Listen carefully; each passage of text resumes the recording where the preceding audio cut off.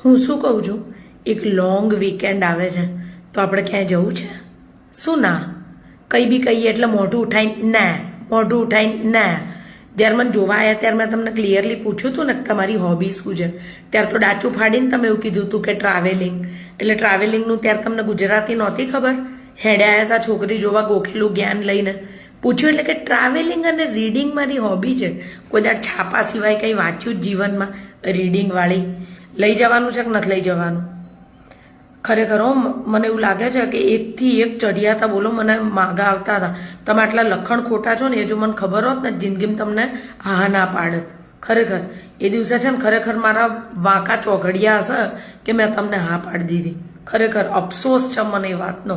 આખો દાડો કચરા પોતું વાસણ કરો, કચરા પોતું વાસણ કરો, વસ્તારની વાહે દોડો, માજી જ્યાં સેપટો બતાવે ત્યાં કપડાં મારો, તમારા ટિફિનો કરો, એ સિવાય જીવન છે મારું કંઈ?